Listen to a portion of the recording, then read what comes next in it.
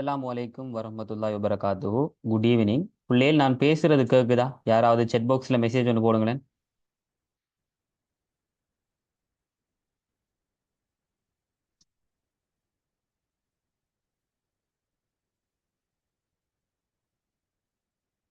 Right. Thank you Aksha Stella. Right. Thank you Umar. So நேற்றைய class நம்ம 2028 A level பேட்சுக்கான முதலாவது ஃப்ரீ கிளாஸ் வந்து ஸ்டார்ட் பண்ணியிருந்தோம். ஸோ நான் நேற்று உங்களோட நிறைய விஷயம் டிஸ்கஸ் பண்ணினேன். கொமர்ஸ் ஸ்ட்ரீமில் பாடம் தெரிவு சம்பந்தமான விடயம், அதே மாதிரி நம்முடைய அக்கவுண்டிங்ல ஃபர்ஸ்ட் இயர் செகண்ட் இயர்ல என்னென்ன யூனிட்ஸ் இருக்கு, பாடசாலை தவணைக்காமைய உங்களோட தேர்ச்சி மட்டங்கள், அதாவது என்னென்ன தவணை தவணை அடிப்படையில் உங்களுக்கு என்னென்ன ரேஞ்சுக்குள்ள உங்களோட கேள்விகள் வருங்கிறத வந்து பார்த்துருந்தோம். ஸோ அதே மாதிரி நம்ம இதுக்கு பிறகு கொண்டு போக போற பிளான்கள் என்னங்கிறதை நேற்று ஜென்ரலான விஷயம் வர நேற்று நம்ம பார்த்துட்டோம். ரைட். இன்றைக்கு நீங்க ஜாயின் பண்ணியிருக்கிறது ஃப்ரீ கிளாஸ் தான். ஸோ முதல் 2 கிளாஸ் நான் ஃப்ரீன்னு சொல்லி அனௌன்ஸ் பண்ணியிருந்தேன். ரைட். இன்றைக்கு நம்ம இதில் பாடப்பரப்புக்குள்ள போகிறோம் நம்முடைய அக்கவுண்டிங்ல. ரைட். ஸோ முதலாவது யூனிட்ல தேர்ச்சி மட்டம் 1.1 தான் இன்றைக்கு நம்ம ஸ்டார்ட் பண்ண போகிறோம். ஸோ இன்றைக்கு படிக்கிறதுக்குரிய கேள்விகளை நம்ம இன்றைக்கே பார்ப்போம். அதுக்குரிய ஆன்சர்ஸ் இன்றைக்கு நீங்களே சொல்லுவீங்க. Right. Okay, let's see. Right. So தேர்ச்சி 1.0 கணக்கீட்டினையும் அதன் முக்கியத்துவத்தினையும் பகுப்பாய்வு செய்வார். அதுல தேர்ச்சி மட்டம் 1.1 நிறுவனத்தின் மீது அக்கறை செலுத்தும் பிரிவினர்கள் தீர்மானங்களை எடுப்பதற்கு கணக்கீட்டு தகவல்கள் முக்கியத்துவம் பெறும் முறையினை பகுப்பாய்வு செய்வார். ரைட். நீங்க பார்த்திருப்பீங்க எல்லா தலைப்புலையும் வந்து செய்வார், முடிவெடுப்பார் அப்படின்னு சொல்லி முடிஞ்சிருக்கும். என்ன அர்த்தம்னு சொன்னா, இந்த ஏ லெவல்ல வந்து நான் நேற்று சொன்ன மாதிரி தான் அந்த லேர்னிங் அவுட்கம். சரியானே? இப்ப நீங்க இது முதல் ஓ லெவல்ல இருக்கிற யூனிட் ஹெடிங் எல்லாம் பாத்தீங்கன்னு சொன்னா ஏதோ ஒரு முடிவிடத்துல முடிஞ்சிருக்கும். ஆனா இதெல்லாம் யாரோ ஒரு ஆளுக்கு செய்விக்கிற மாதிரி செய்வார், அதே மாதிரி முடிவெடுப்பார் அப்படின்னு ஒரு இதோட வந்து முடிஞ்சிருக்கும் கடைசி ஹெடிங் எல்லாம். லேர்னிங் அவுட்கம்ங்கிற படியால தான் உங்களோட சிலபஸும் வந்து அதுக்கேற்ற மாதிரி ஸ்ட்ரக்சர் பண்ணப்பட்டிருக்கு ஏ லெவல்ல. ரைட். ஓகே. ஸோ இந்த தேர்ச்சி மட்டம் 1.1 உள்ள இந்த எண்ணக்கர் வரைபடம் நான் உங்களுக்கு நேற்றே அந்த விஷயம் சொல்லியிருந்தேன். இதெல்லாம் ஏ லெவல் பேப்பர்ல இந்த எண்ணக்கர் வரைபடத்தை எல்லாம் வரைங்கன்னு சொல்லி உங்களோட கேள்வி எல்லாம் கேட்டு வர மாட்டா. ஜஸ்ட் நீங்க இந்த 1.1 என்ன சம்பந்தமா படிக்க போறீங்கிறது ஒரு சமரி. அந்த சமரி தான் ஒரு ஃப்ளோ சார்ட் மாதிரி உங்களுக்கு தந்திருக்கேன். ரைட். ஸோ இதில் முதலாவது விஷயம் நமக்கு தந்திருக்கிறதுல எண்ணக்கர் வரைபடம் கன்செப்ட் மேப்ல வந்து கணக்கீடு. அப்ப நம்ம இதுல பார்ப்போம். முதல் இந்த 2 விஷயங்களையும் ஃபோக்கஸ் பண்ணுவோம். பாருங்க, கணக்கீடு என்னங்கிறதுக்குரிய அறிமுகத்தை வந்து பார்ப்போம். கணக்கீடு என்றால் என்னங்கிறதுக்குரியது. அதே மாதிரி அந்த கணக்கீட்டினுடைய நோக்கம் என்னங்கிறதையும் பார்ப்போம். இந்த 2 விஷயத்தையும் முதல் நாம் இப்ப பார்க்க போறோம். ஸோ இந்த டியூட் நான் ஏற்கனவே குரூப்ல நேற்று அப்லோட் பண்ணியிருந்தேன். சில வேளைகளில் நான் அப்லோட் பண்ணினதுக்கு பிறகு பிள்ளைகள் வந்து ஜாயின் பண்ணிக்கலாம். ஸோ அப்படி டியூட் இல்லாதார்கள் நான் இப்போ உங்களோட குரூப்ல இன்னொரு தரம் போடுறேன் டியூட்டை பாருங்க, பிடிஎஃப்.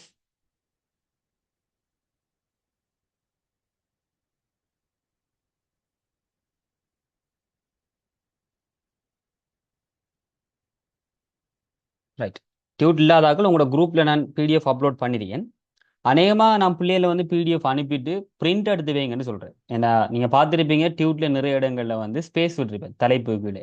ஸோ நான் கிளாஸ் டைம்ல சொல்ற நோட்ஸை நீங்க தான் நோட் பண்ண வேண்டி வரும். சில நோட்ஸ் வந்து ஆல்ரெடி ஃபில் பண்ணிருக்கும். அதோட சேர்த்து நீங்க சில எடிஷனல் நோட்ஸுகள் அப்டேட்டுகள் நான் வந்தா உங்களுக்கு எடிஷனலாக தருவேன். ஸோ கட்டாயம் நீங்க நோட்ஸுகளை பிரிண்ட் பண்ணி வச்சுக்கொள்ளணும். ரைட். கிளாஸ் டைம்ல.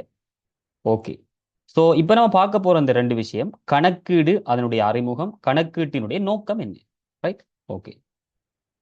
ஸோ இந்த எண்ணக்கர் வரைபடத்துக்கு கீழே பார்த்தீங்கன்னு சொன்னா முதலாவது தலைப்பிரிகி கணக்கீடு. ரைட். அக்கவுண்டிங். கணக்கீடு என்றால் என்னன்னு சொல்லி கேட்டிருக்கீங்க.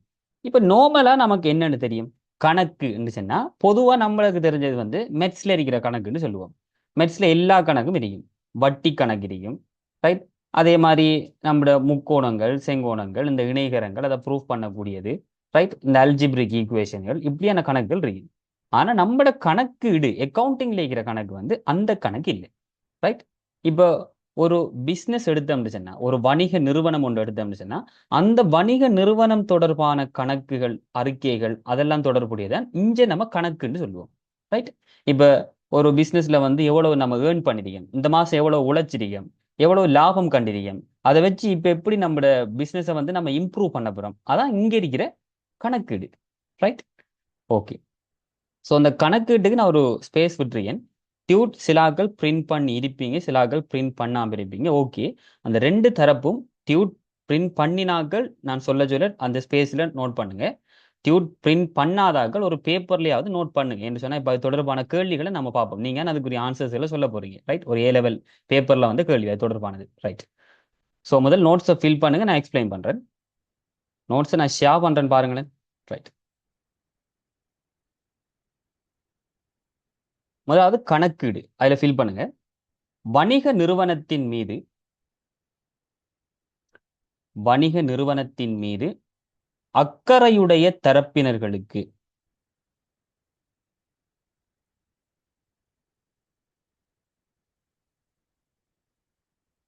வணிக நிறுவனத்தின் மீது அக்கறையுடைய தரப்பினர்களுக்கு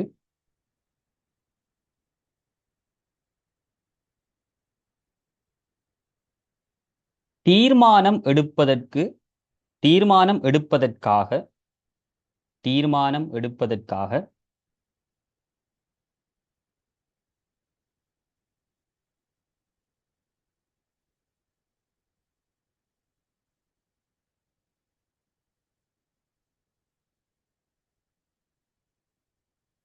நிறுவனம் பற்றிய தகவல்களை வழங்கும் செயல்முறை கணக்கீடு எனப்படும். நிறுவனம் பற்றிய தகவல்களை வழங்கும் செயல்முறை கணக்கீடு எனப்படும்.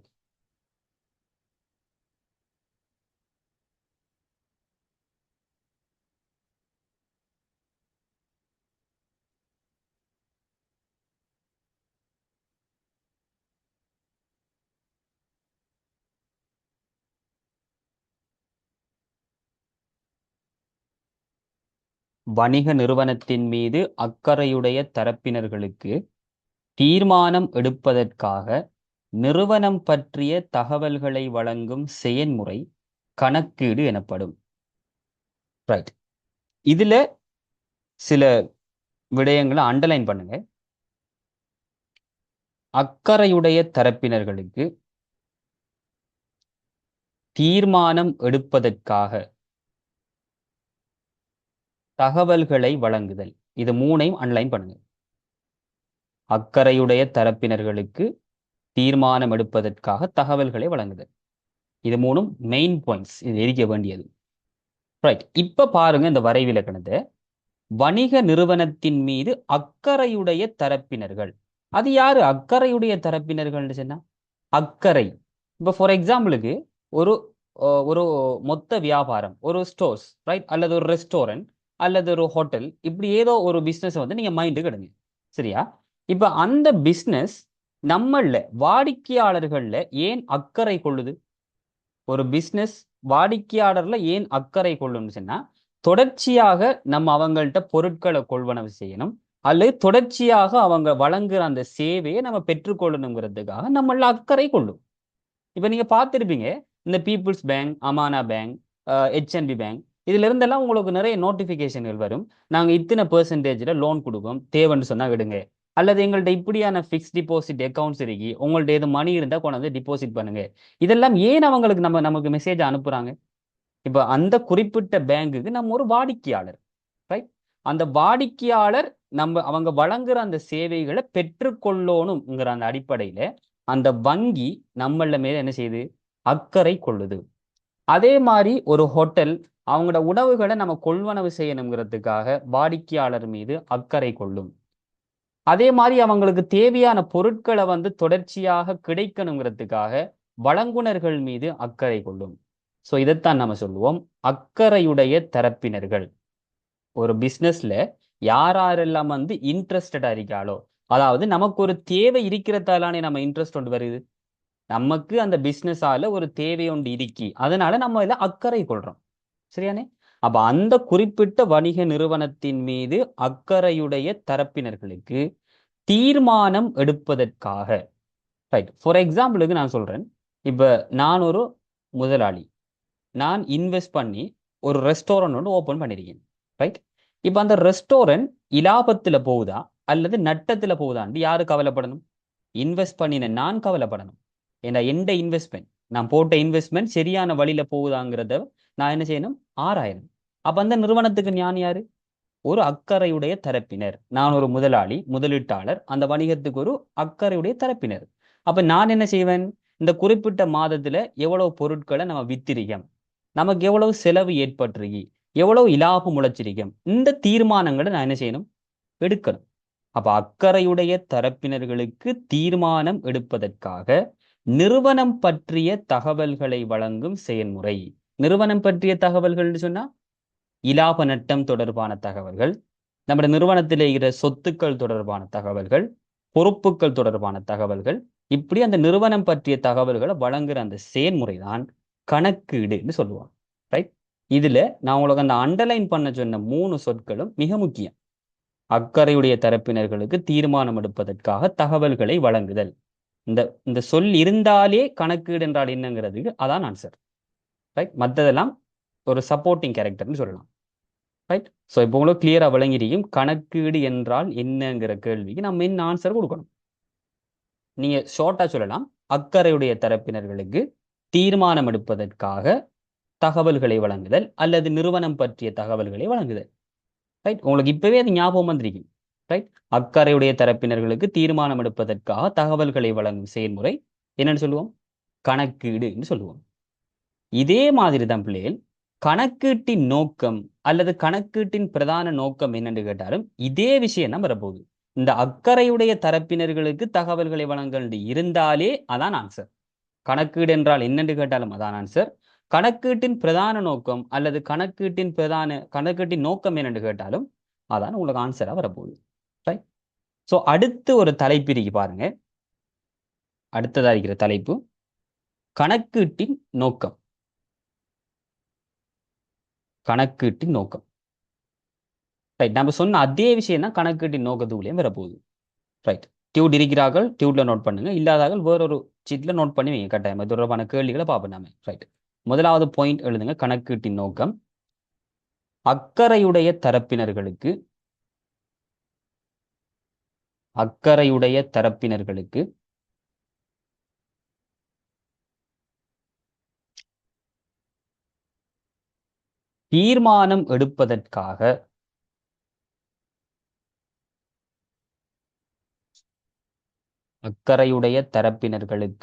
தீர்மானம் எடுப்பதற்காக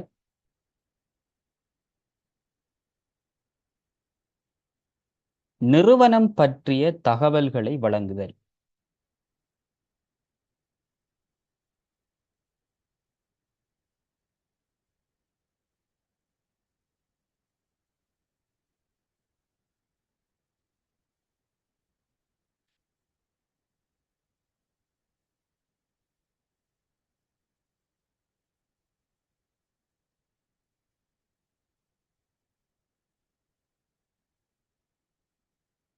ரெண்டாவது போய் நோட் பண்ணுங்க. அதுல அக்கறையுடைய தரப்பினர்களுக்கு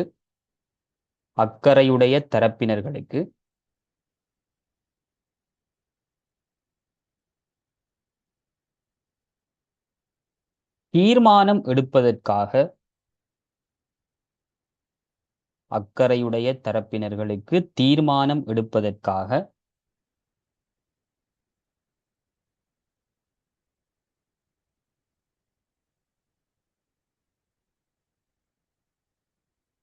நிறுவனம் பற்றிய நிதி மற்றும் நிதிசாரா தகவல்களை வழங்குதல். நிறுவனம் பற்றிய நிதி மற்றும் நிதிசாரா தகவல்களை வழங்குதல்.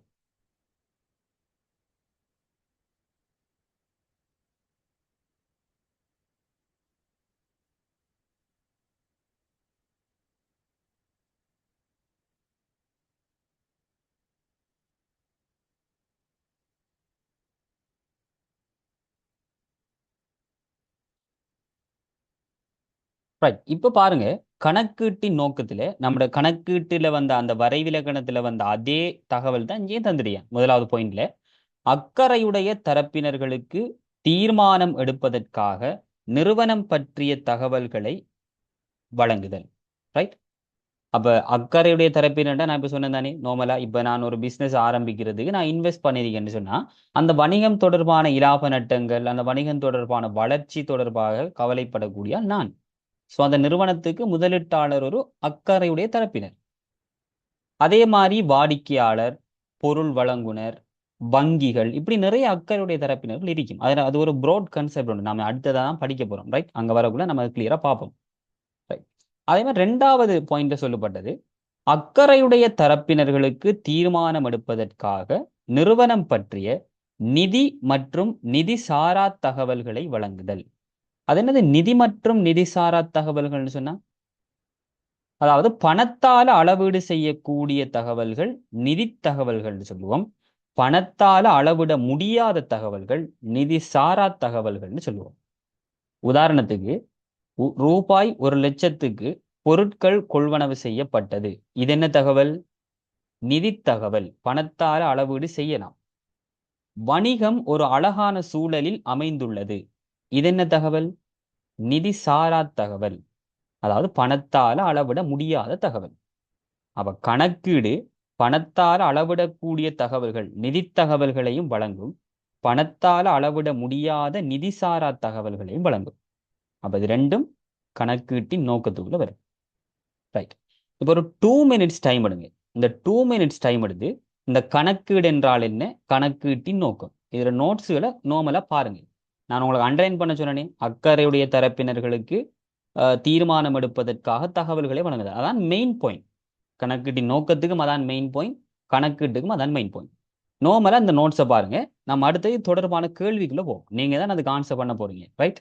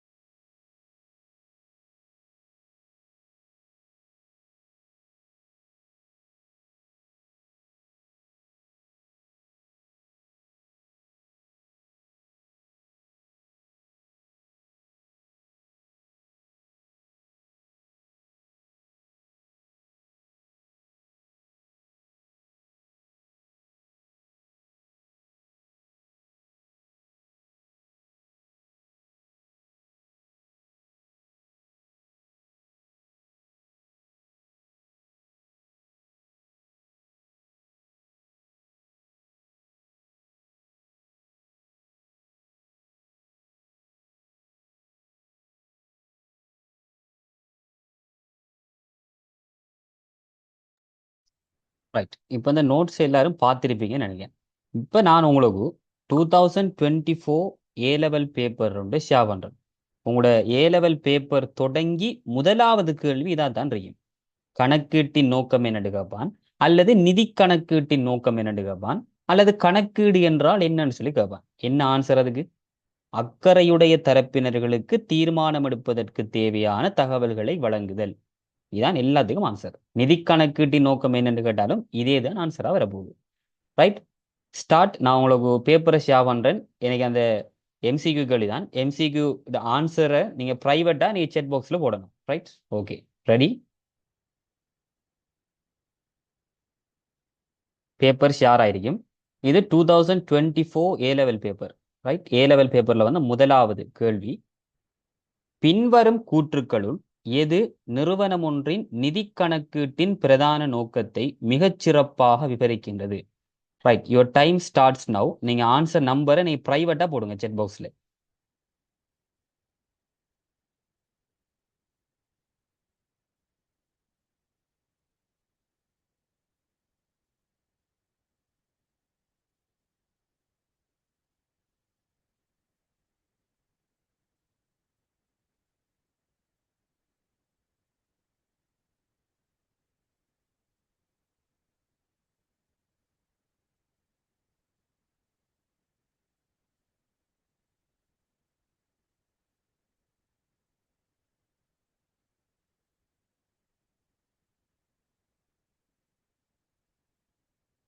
காசுல இருக்கிற எல்லாரும் போடுங்க ஆன்சர். பிள்ளையா இருந்தாலும் பரவாயில்ல போடுங்க. இப்ப ஆரம்பம் தானே நமக்கு.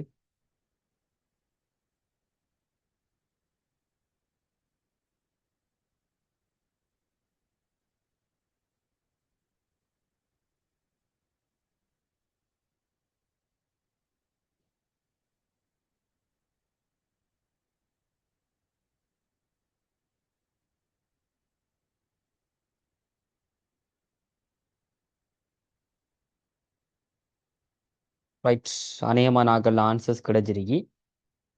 Aqsa. Right, very good. Stella. Okay. நீங்க இன்னொரு தடவை கன்சிடர் பண்ணுங்க அம்மா அந்த ஆன்சர்ஸ். நான் படிச்சதுக்குள்ள வந்திருக்காண்டு.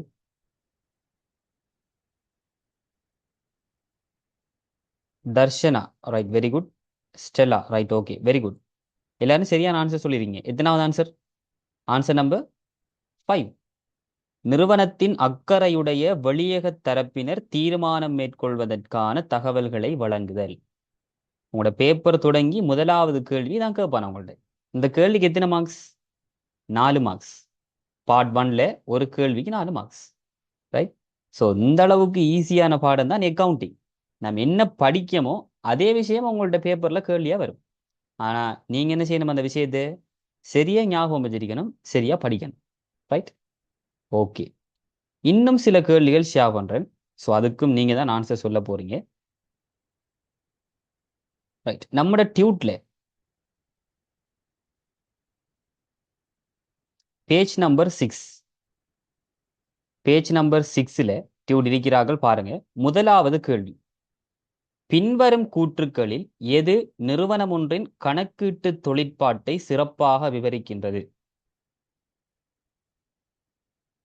ரைட், இதுக்குரிய ஆன்சர்ஸை நீங்க செட் பாக்ஸ்ல போடலாம் பிரைவேட்டா. இன்னொரு விஷயம் சொல்ல மறந்துட்டேன். ஓ லெவல் வரைக்கும் உங்களுக்கு ஒரு எம்சிக்யூக்கு 4 ஆன்சர் தான் தந்திருப்பான். ஆனா ஏ லெவல்ல 5 ஆன்சர் தந்திருப்பான் எம்சிக்யூக்கு. அந்த 5ல ஒன்றை தெரிவு செஞ்சு இந்த சைட்ல இருக்கிற அந்த கூட்டுல எழுதணும். ரைட், இதுக்குள்ள கோடெல்லாம் அடிக்கலாம். விளங்கிட்டா? ஏ லெவல்ல கீழே கோடெல்லாம் அடிக்கிறது இல்ல. இந்த வலது பக்க மூலையில அந்த ஆன்சர் கீழே ஒரு கூண்டு ஒன்று தந்திருக்கும். அதுல நீங்க ஆன்சர் நம்பர் எழுதணும். ரைட்? ஓகே. ஸோ அந்த முதலாவது கேள்விக்கான ஆன்சர்ஸை போடுங்க அவன் செட் பாக்ஸ்ல.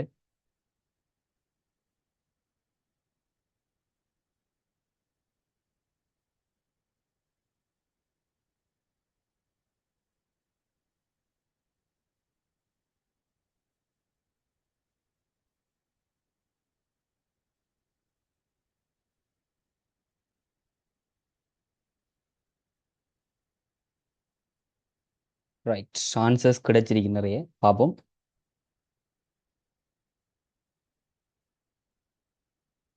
Stella, very good.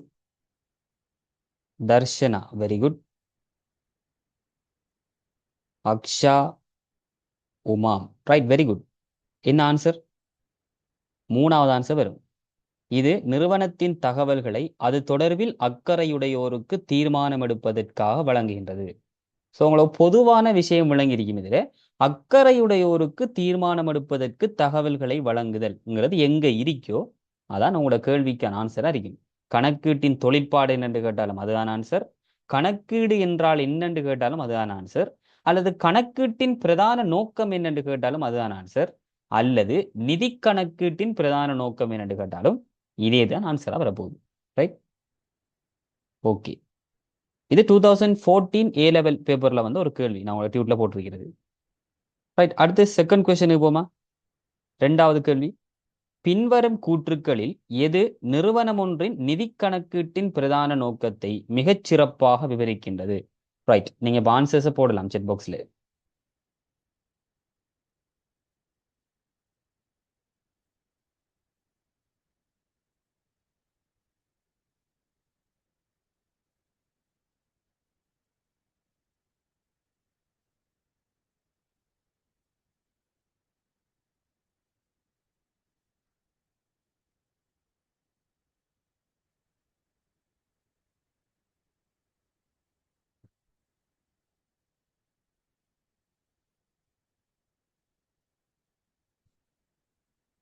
Right, Umam, Aksha, Darshana, Stella. Right, very good. எத்தனாவது ஆன்சர்? அஞ்சாவது ஆன்சர் வரும். நிறுவனத்தின் அக்கறையுடையோர்களின் தீர்மானம் எடுத்தலுக்காக தகவல்களை வழங்குதல். ரைட், நிதி கணக்கீட்டின் பிரதான நோக்கம் அல்லது கணக்கீட்டின் பிரதான நோக்கம். ரைட், மூணாவது கேள்வி இருக்கட்டும், நம்முடைய தொடர்பான கேள்வி இல்லை. நாலும் இருக்கட்டும், அஞ்சும் இருக்கட்டும்.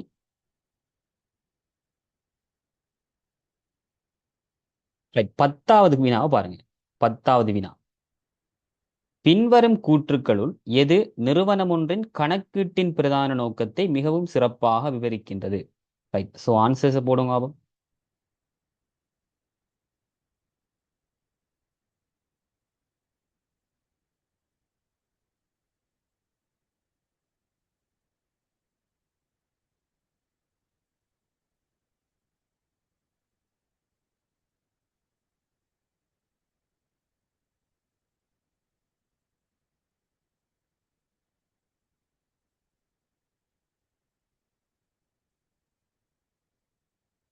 Right, very good. எல்லாரும் சரியான ஆன்சர் தான் போட்டிருக்கீங்க.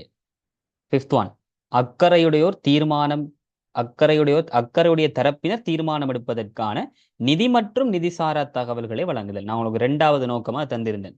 அதாவது பணத்தால் அளவிடக்கூடிய நிதி தகவல்களையும் வழங்கும், பணத்தால் அளவிட முடியாத நிதிசாரா தகவல்களையும் வழங்கும். எது வழங்கும்?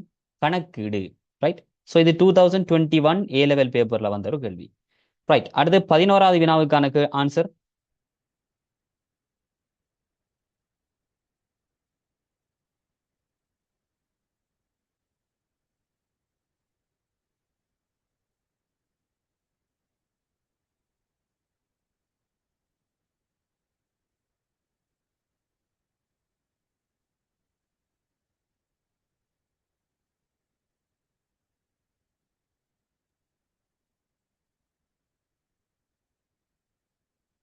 Right, very good. ஓலா கரெக்ட்.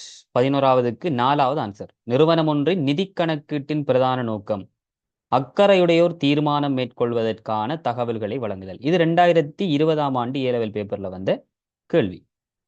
ரைட், அடுத்து 12வது கேள்விக்கான ஆன்சரை போடுங்க. 2019 ஏ லெவல்.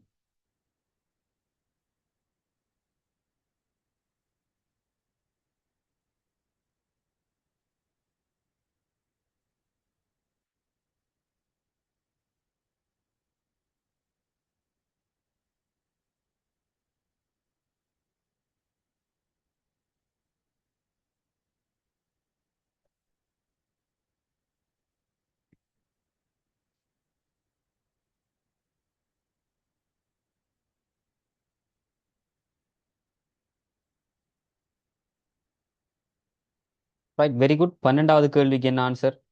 அஞ்சாவது ஆன்சர் வரும். பின்வரும் கூற்றுக்களில் எது நிறுவனம் ஒன்றின் பிரதான நோக்கத்தை நிறுவனம் ஒன்றின் கணக்கீட்டின் பிரதான நோக்கத்தினை மிகச் சிறப்பாக விவரிக்கின்றது?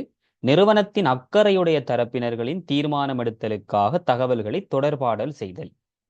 ரைட், நெக்ஸ்ட் 13வது வினாவுக்கான answer 2017 A level question. Right, கடும் ஃபாஸ்டா இருக்கீங்களே. கேள்வி இலக்கம் சொல்லதுக்கு முதலே ஆன்சர் வந்துட்டு. Right, very good. Aksha, very good.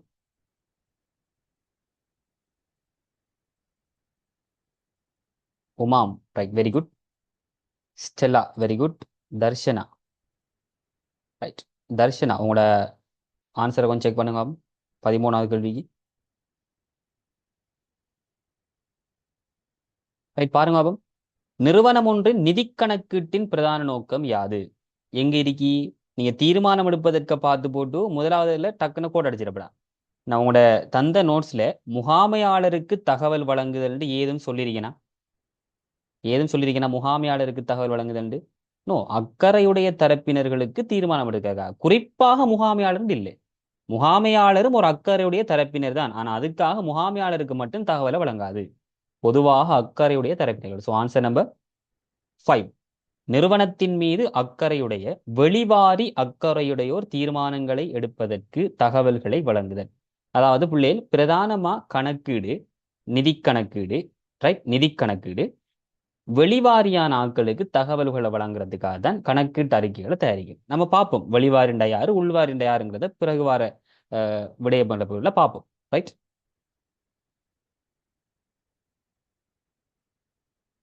Right. 14வது வினாவுக்கான answer 2016 A level question. Right, very good. 14வதுக்கு right, Stella, Aksha, Umam. Right, very good. 5வது ஆன்சர் வரும். Right, Darshana. Right, very good. நிறுவனத்தின் அக்கறையுடையோர்களின் தீர்மானம் எடுத்தலுக்காக தகவல்களை வழங்குதல். ரைட். 15வது கேள்வி இருக்கட்டும். 16 பாருங்க, 2022 A level question.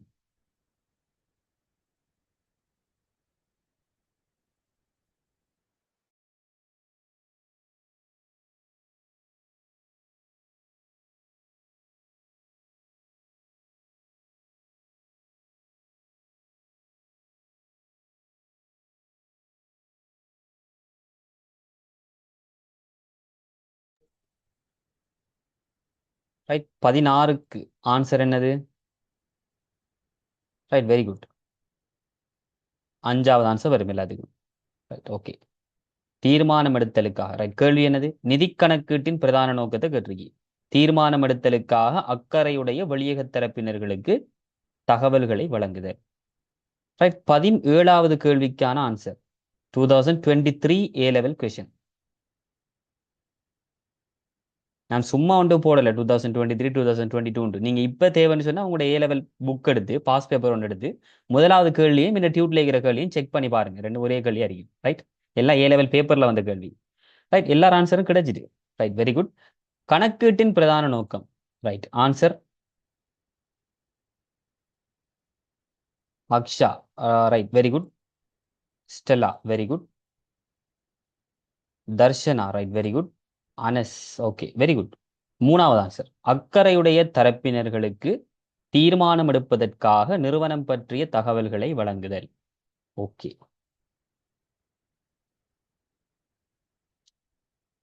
ரைட். அதே மாதிரி 18 19 இது ரெண்டுக்குமான ஆன்சர்ஸ் போடுங்க பாபு.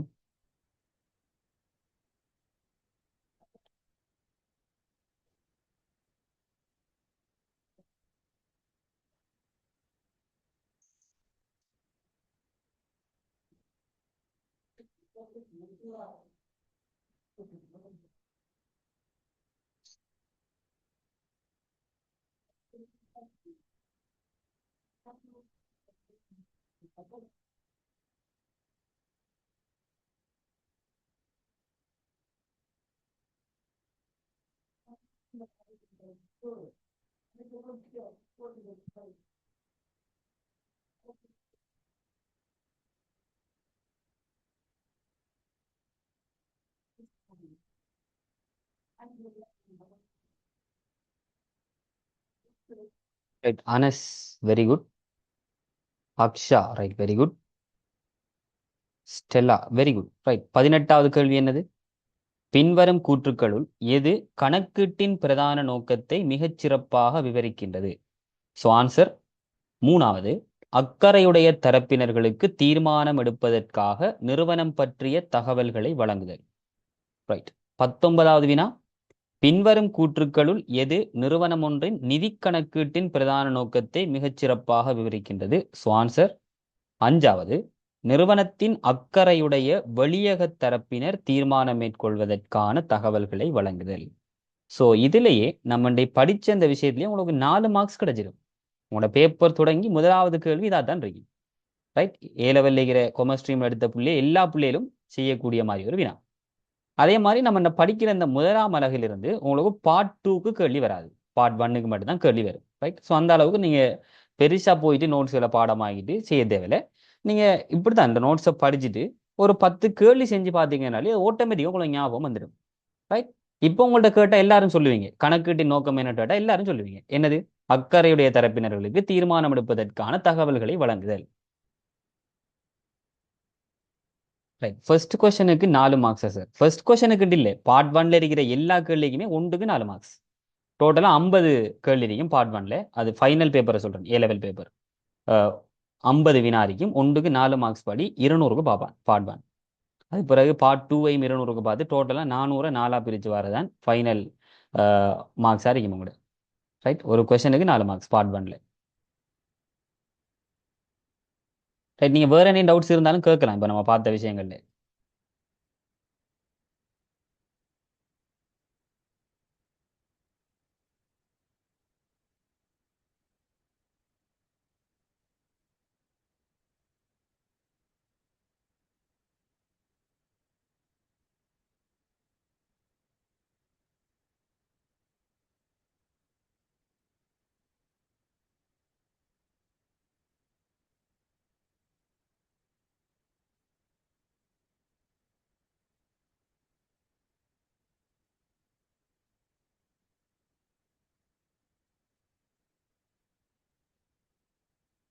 Right, okay. ஸோ இப்போ நம்ம படிச்சதுக்குரிய கேள்விகள் வந்து பார்த்துட்டோம். கணக்கீடு, அதே மாதிரி கணக்கீடு, நிதி கணக்கீட்டின் பிரதான நோக்கம் என்றால் என்னங்கிறதுக்குரிய விடயங்களை நம்ம பார்த்துட்டோம். ரைட், ஸோ அந்த எண்ணக்கரு வரைபடத்துல நம்ம 2 விஷயம் பார்த்துட்டோம் பாருங்க. அப்போ இதுல முதலாவது தொடங்குற கணக்கீடு, அந்த கணக்கீட்டினுடைய அறிமுகம்டா என்னன்னு பார்த்துட்டோம். என்னது, வணிக நிறுவனம் பற்றிய தகவல்களை அக்கறையுடைய தரப்பினர்களுக்கு தீர்மானம் எடுத்தலுக்காக வழங்கும் செயல்முறை கணக்கீடு எனப்படும். அடுத்து கணக்கீட்டின் நோக்கம் என்னன்னு சொல்லி பார்த்தோம். தீர்மானம் எடுப்பதற்காக நிதி மற்றும் நிதி சாரா தகவல்களை வெளியக தரப்பினர்களுக்கு, அக்கறையுடைய தரப்பினர்களுக்கு வழங்குதல் கணக்கீட்டின் பிரதான நோக்கம். ஸோ இந்த 2 விஷயம் முடிஞ்சு. அடுத்தது நம்ம பார்க்க வேண்டியது அக்கறை செலுத்தும் பிரிவினர்கள், அதே மாதிரி அக்கறை கொள்வதற்கான காரணங்கள் என்னன்னு பார்க்கணும். ரைட், அதுக்கு பிறகு கணக்கீடுகளை வந்து நம்ம 2 வகைகளாக பிரிக்கலாம். அதுல நிதி கணக்கீடுன்னு பிரிப்போம், அதே மாதிரி முகாமை கணக்கீடுன்னு பிரிப்போம்.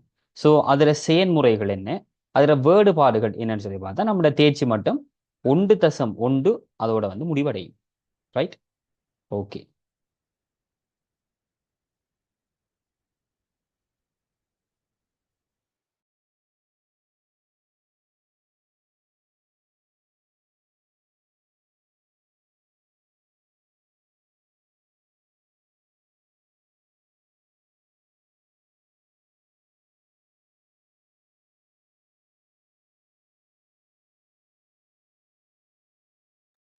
ரைட், அடுத்த விஷயம் நான் பார்க்க போறது அக்கறை செலுத்தும் பிரிவினர்கள்டா யாரு, அக்கறை கொள்வதற்கான காரணங்கள் என்னன்னு பார்ப்போம்.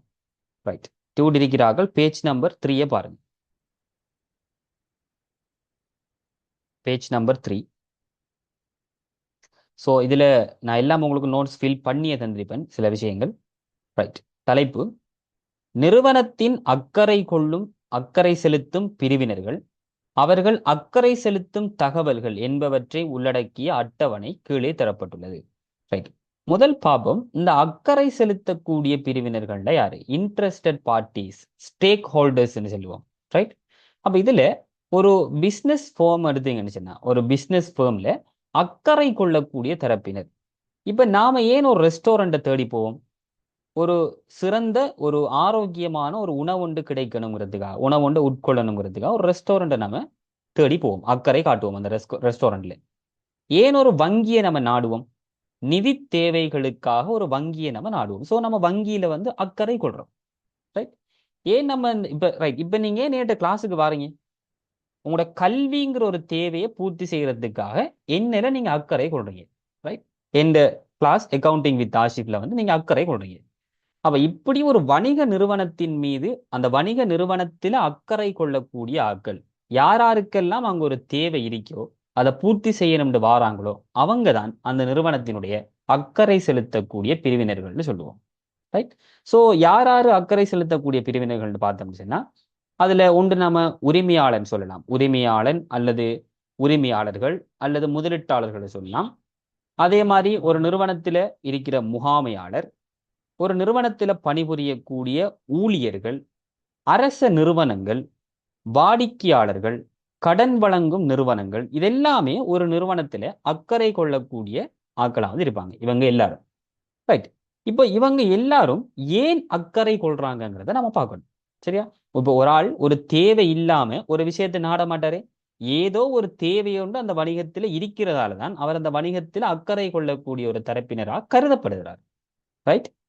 அதுல முதலாவதா இருக்கிற ஆள் உரிமையாளன் அல்லது உரிமையாளர்கள் அல்லது டியூட் இருக்கிறார்கள் நோட் பண்ணுங்க, அல்லது முதலீட்டாளர்கள்னு போடுங்க. உரிமையாளன் அல்லது உரிமையாளர்கள் அல்லது முதலீட்டாளர்கள். முதலீட்டாளர் உரிமையாளர் எல்லாருமே ஒன்றுதான்.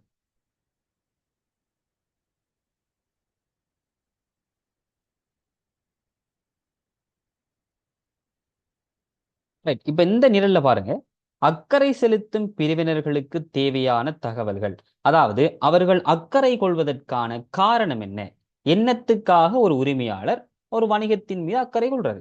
இப்ப நான் ஒரு ரெஸ்டாரண்ட் ஒன்று வச்சிருக்கேன்னு சொன்னா எந்த ரெஸ்டாரண்ட்ல நான் ஏன் அக்கறை கொள்றேன், அல்லது ரைட் இப்ப நான் ஒரு இன்ஸ்டிடியூட் ஒன்று நடத்துறேன், அக்கவுண்டிங் வித் ஆஷிப்ங்கிற அந்த இன்ஸ்டிடியூட் நடத்துறேன். இப்ப எந்த இன்ஸ்டிடியூட்ல நான் ஏன் அக்கறை கொள்றேன், நான் உரிமையாளனாகிய நான் ஏன் அக்கறை கொள்றேன்? முதலாவது காரணம், முதலீட்டிற்கு ஏற்ப அல்லது திருப்திகரமான அனுகூலம் கிடைக்க பெற்றுள்ளதா. ரைட். என்ன வணிகமா இருந்தாலும் பிள்ளைகள் ஒரு வணிகத்தை ஸ்டார்ட் பண்றதுக்கு ஒரு இன்வெஸ்ட்மெண்ட் ஒன்று கட்டாயம் இருக்கு. முதலீடுங்கிறது கட்டாயம் தேவை. இப்ப நான் இந்த ஆன்லைன் கிளாஸை ஸ்டார்ட் பண்ணதுக்காக ஒரு லேப்டாப் வாங்கிருக்கேன். அதே மாதிரி இந்த வாட்ஸ்அப் சேட்டுகளை மெயின்டைன் பண்றதுக்காக ஒரு ஃபோன் வாங்கிருக்கேன். இந்த ஜூம் ப்ரீமியம் அக்கௌண்ட்டுக்காக பே பண்ணி ஒரு ப்ரீமியம் அக்கௌண்ட் ஒன்று வாங்கிருக்கேன். அதோட வைஃபை கனெக்ஷனுக்காக ஒரு ரவுட்டர் ஒன்று எடுத்திருக்கேன். இதெல்லாம் என்னது? என்ற இன்வெஸ்ட்மெண்ட். இந்த கிளாஸ் நான் ஸ்டார்ட் பண்றதுக்கு நான் முதலீடு செய்துள்ள முதலீடுகள். அதே மாதிரி இப்ப நான் ஒரு க்ரோசரி ஷாப் ஒன்று ஓப்பன் பண்ண போறேன், பலசரக்கு கடை ஒன்று ஓப்பன் பண்ண போறேன்னு சொன்னா எனக்கு சில இன்வெஸ்ட்மெண்ட்ஸ் இருக்கு. அதுக்கு ஒரு கட்டடம் தேவை. ரைட். அந்த கட்டடத்துக்குள்ள விற்பனைக்காக வைக்கிறதுக்கு பொருட்கள் தேவை. ரைட். மோடிஃபிகேஷன்ஸ் தேவை. அப்ப இதெல்லாம் ஒரு இன்வெஸ்ட்மெண்ட். அப்ப நான் ஒரு முதலீடு ஒன்று செய்யறேன்னு சொன்னா நான் என்னத்தை எதிர்பார்ப்பேன்? எனக்கு அதுல இருந்து ஒரு ப்ராஃபிட் ஒன்று கிடைக்கணும், திருப்திகரமான ஒரு அனுகூலம், ரைட், ப்ராஃபிட் ஒன்று கிடைக்கணும் நான் இன்வெஸ்ட் பண்ணி ஏத்த மாதிரி. சோ அதுக்காக ஒரு உரிமையாளர் வணிகத்தின் மீது என்ன செய்வாரு? அக்கறை கொள்வார்.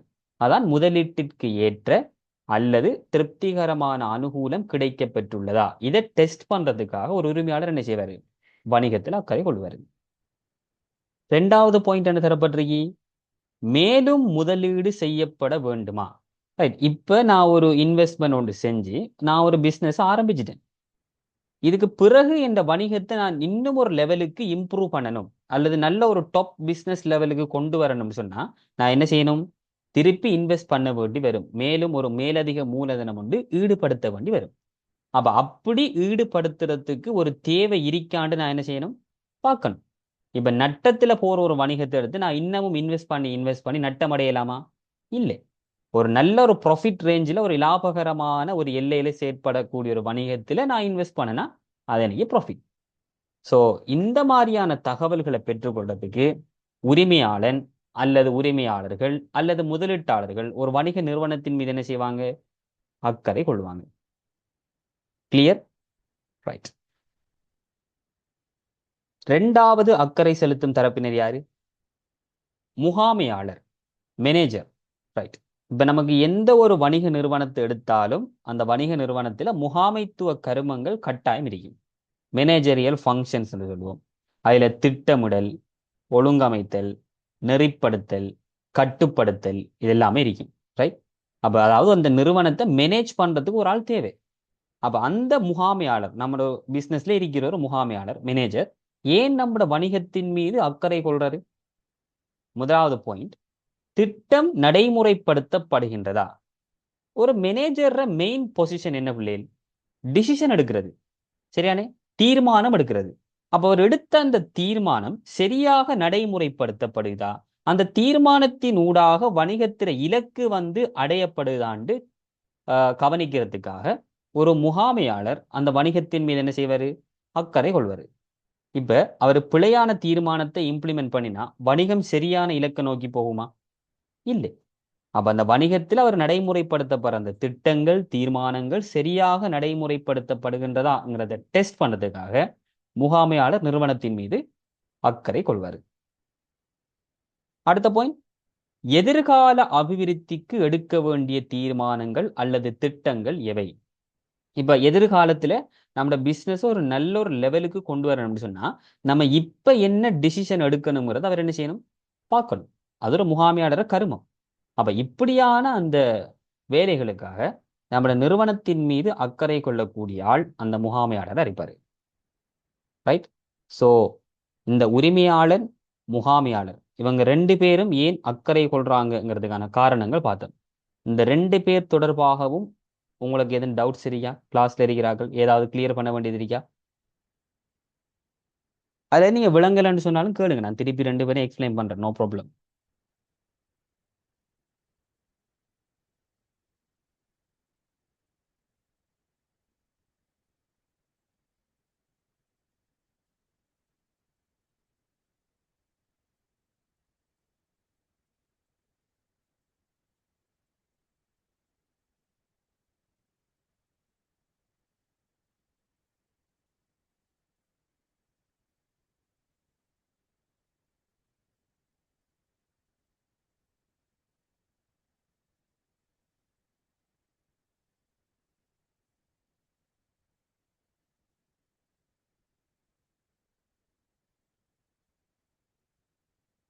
ரைட், உங்களோட டவுட்ஸ் எதுவும் இல்லை. Right, okay, very good.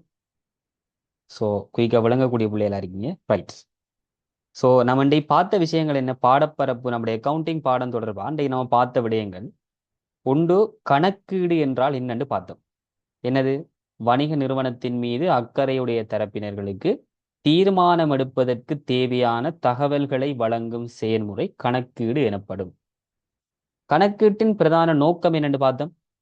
அக்கறையுடைய தரப்பினர்களுக்கு தேவையான தகவல்களை வழங்குதல் அல்லது அக்கறையுடைய தரப்பினர்களுக்கு நிதி மற்றும் நிதிசாரா தகவல்களை வழங்குதல் கணக்கீட்டின் பிரதான நோக்கம்னு பார்த்தோம்.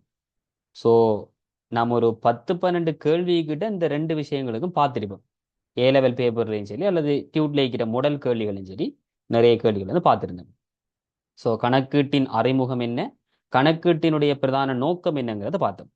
அதே மாதிரி அக்கறை செலுத்தக்கூடிய தரப்பினர்கள்ட யாரு, அவங்க வணிகத்தின் மீது அக்கறை கொள்வதற்கான காரணங்கள் என்னன்னு பார்த்திருந்தோம். அதுல இரண்டு தரப்பினர்கள் பார்த்தோம்.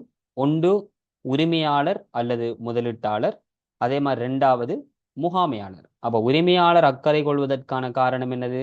முதலீட்டுக்கு ஏற்ற திருப்திகரமான லாபத்தை பெற்றுக்கொள்றதுக்கு, மேலும் முதலீடுகள் செய்யப்பட வேண்டுமாங்கிறத பார்க்கறதுக்கு. அதே மாதிரி ஒரு முகாமையாளர் அக்கறை கொள்வதற்கான காரணம் என்னது? திட்டங்கள் சரியாக நடைமுறைப்படுத்தப்படுகின்றதா, அதே மாதிரி எதிர்கால அபிவிருத்திக்கு என்னென்ன திட்டங்கள், தீர்மானங்கள் எடுக்கணுங்கிறதுக்காக ஒரு முகாமையாளர் அக்கறை கொள்வார். பேலன்ஸ் அடிக்கிற அக்கறையுடைய தரப்பினர்களை நம்ம நெக்ஸ்ட் கிளாஸ்ல டிஸ்கஸ் பண்ணுவோம். ரைட்.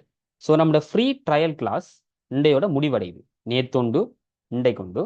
இதுக்கு பிறகு நீங்க பேமெண்ட் பண்ணி கிளாஸ்ல ஜாயின் பண்ண வேண்டியதா இருக்கும். ஸோ நான் டைம் டேபிள் ஆல்ரெடி கமெண்ட்ஸ் பண்ணியிருந்தேன். Saturday Sunday night 8 PM to 9 PM 1 hour. இப்போதே உங்களுக்கு 1 hour. பிறகு நான் போக உங்களோட டைமை கொஞ்சம் கூட்டுவேன். ரைட், உங்களோட எக்ஸாம் நெருங்கும் போது. ரைட். ஸோ தொடர்ச்சியா இந்த கிளாஸ்ல ஜாயின் பண்ண விரும்புகிறார்கள், தொடர்ச்சியா என்னோட உங்களை அந்த என்டையர் ஏ லெவல் ஜேர்னியில பயணிக்கணும்னு விரும்புகிறார்கள், நம்மளோட கிளாஸ் முடிஞ்ச உடனே நீங்க பிரைவேட்டா மெசேஜ் ஒன்று போடுவேன். இன்றைய கிளாஸுக்கு வராதாக்களுக்கு ரெக்கார்டிங் கொடுப்பேன். அதே மாதிரி நிறைய பிள்ளைகளுக்கு நான் நேற்று சொன்ன மாதிரி இந்த டைம் பிரச்சனை இருக்கு. சாட்டர்டே சண்டே நைட்டுக்கு போறதால சில வேற கிளாஸ் இருக்கிறதுல டைம் பிரச்சனை இருக்கு. அப்படி இருந்தாலும் நோ ப்ராப்ளம். நிறைய பேர் என்கிட்ட ரெக்கார்டிங் வாங்குறாங்களும் இருக்காங்க. சரி, வேற கிளாஸ் இருந்தால் அவங்க கிளாஸுக்கு போவாங்க. பிறகு நான் அண்டை நடந்த கிளாஸுக்குரிய ரெக்கார்டிங்கை அவருக்கு அனுப்பி வைப்பேன். நானே குரூப்ல போடுவேன், ரெக்கார்டிங் தேவையான கேளுங்கன்னு சொல்லி. ரைட். ஸோ நீங்க அதை பத்தி கவலைப்பட தேவை, டைம் ப்ராப்ளம் பத்தி ரெக்கார்டிங் உங்களுக்கு அண்டாண்டைக்கு அப்டேட் பண்ணப்படும். ரைட். ஸோ தொடர்ச்சியாக நீங்கள் ஜாயின் பண்ண விரும்பினீங்கன்னு சொன்ன கிளாஸில் நம்ம இதுக்கு போகிற நிறைய விஷயங்கள் படிக்க வேண்டியிருக்கு, நிறைய கேள்விகள் செய்து பார்க்க வேண்டியிருக்கு. ஸோ கிளாஸ் முடிஞ்ச உடனே எனக்கு ப்ரைவேட்டாக மெசேஜ் ஒன்று போடுங்க. ரைட். ஸோ இன்றைய கிளாஸை நம்ம இதோட முடிச்சு கொள்ளலாம். அதே நேரம் பிள்ளைகள் இந்த 2 நாளும் நீங்கள் ஜாயின் பண்ணியிருப்பீங்க. உங்களோட சாட்டிஸ்ஃபேக்ஷன் எந்த அளவுக்கு இருந்துருச்சு, நாம் படிப்பிச்சது உங்களை எந்த அளவுக்கு விளங்கி இருந்துச்சு, உங்களோட ஃபீட்பேக் வந்து நீ கட்டாயம் ப்ரைவேட்டாக வாட்ஸ்அப்பில் போட்டுவிடணும். ரைட். ஓகே. தேங்க்யூ.